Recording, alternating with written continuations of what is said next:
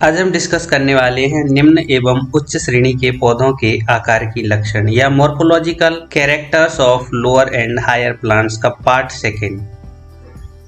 जैसा कि आप जानते हैं, निम्न श्रेणी के पौधों के आकार की लक्षण का हम पार्ट फर्स्ट डिस्कस कर चुके हैं, जिसमें हमने एल्गी के बारे में डिस्कस किया था। आपको हम यहाँ पर बता दें, थैलोफाइट्स के अंतर्गत जनरली हम एल्गी और फंजाई को पढ़ते हैं। तो यहाँ पर हमने एल्गी के विषय में हमने पहले ही डिस्कस कर लिया है। आज हम डिस्कस करेंगे फंजाई के बारे में। तो आइए हम समझते हैं कवकों के आकार की लक्षण या morphological characters of fungi. Fungi का अध्ययन हम माइकोलॉजी शाखा के अंतर्गत करते हैं और माइकोलॉजी मुख्य रूप से दो शब्दों से मिलकर बना है। माइकीज जिसका मतलब है मशरूम्स, जबकि लोगोस का मतलब यहाँ पर स्टडी से है, यानी मशरूम का अध्ययन। कवक या फंजाई शब्द का उद्गम लैटिन भाषा के फंगस से हुआ है, जिसका शाब्दिक अर्थ होता है मशरूम या छत्र। Father of mycology Antoine Pierre Micheli को कहा जाता है, जबकि founder of modern mycology Heinrich Anton de Bary को कहते हैं और father of Indian mycology E J Butler को कहा जाता है।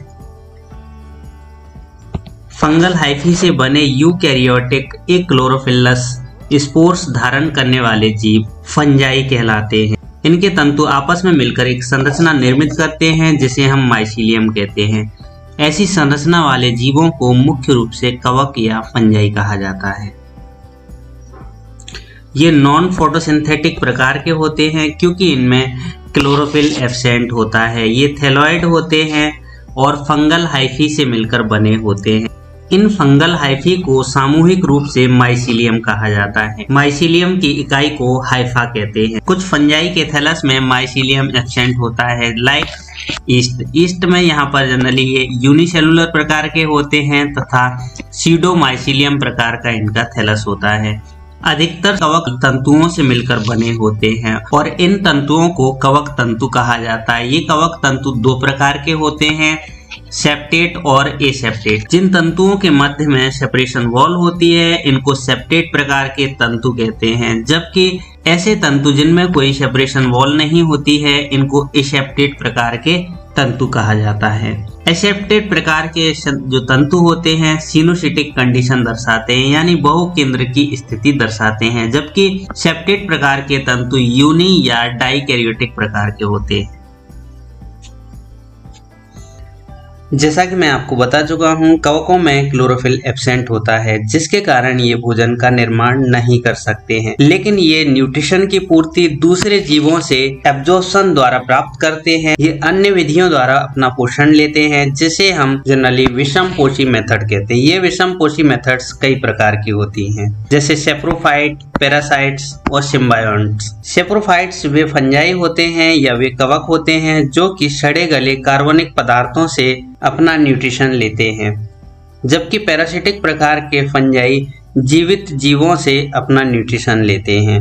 सिम्बायोन्ट्स प्रकार के फंजाई जो होते हैं म्यूचुअली बेनिफिशियल एसोसिएशन दर्शाते हैं, यानी एक दूसरे के साथ रहकर जीवन यापन करते हैं, जैसे लाइकेन और माइकोराइजा। कवकों में फूड स्टोरेज जनरली ग्लाइकोजन या ऑयल ड्रॉप्स के रूप में रहता है। कवक या फंजाई में रिप्रोडक्शन के मुख्य रूप से तीन मेथड हैं। यहाँ पर वेजिटेटिव मेथड, सेक्सुअल तथा एसेक्सुअल मेथड। वेजिटेटिव के अंतर्गत जनरली फ्रेगमेंटेशन, फिजन, बडिंग, राइजोमोर्फ तथा स्क्लोरेशिया प्रकार की मेथड आती हैं। सेक्सुअल मेथड के अंतर्गत प्लाज्मोगेमी, कैरियोगेमी तथा मियोसिस आता है। एसेक्सुअल मेथड में विशेष प्रकार के स्पोर्स बनते हैं।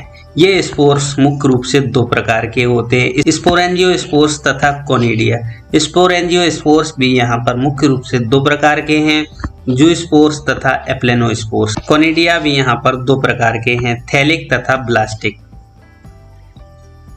फंजाई अच्छे अपघटनकर्ता या डिकम्पोजर भी कहे जाते हैं, क्योंकि इनमें लाइसोजाइम एंजाइम होता है जो कि पोषक कोशिकाओं को विघटित करने में हेल्प करता है। इसी एंजाइम के कारण ही होस्ट सेल्स में प्रवेश कर पाते हैं और उनको डिकम्पोज कर देते हैं। मुख्य रूप से कवक रोग उत्पन्न करने वाले होते हैं। ये पौधों में, जंतुओं में तथा मनुष्यों में कई प्रकार के रोग उत्पन्न करते हैं। जैसे आप यहाँ पर कुछ प्लांट डिसीज देख सकते हैं, powdery mildew, black spot, blight, leaf spot, rust. इसी प्रकार ये ह्यूमन में कई डिजीज उत्पन्न करते हैं, जैसे skin rash, skin lesion, nail wet infection, oral thrush इत्यादि।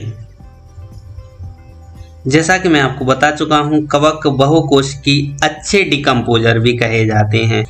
इस जगत के सदस्य यूकैरियोटिक अधिकांशतः बहुकोशिकी एवं परिपोषी होते हैं, जैसे जाइगोमास्टीज, एस्कोमास्टीज, लाइकेन इत्यादि। तो आप यहाँ पर फंजाई का क्लासिफिकेशन देख सकते हैं। फंजाई किंगडम को मुख्य रूप से 4 डिवीजन या फाइलम में बांटा गया है: जाइगोमाइकोटा, बेसिडियोमाइकोटा, एस्कोमाइकोटा तथा ड्यूटेरोमाइस्टी।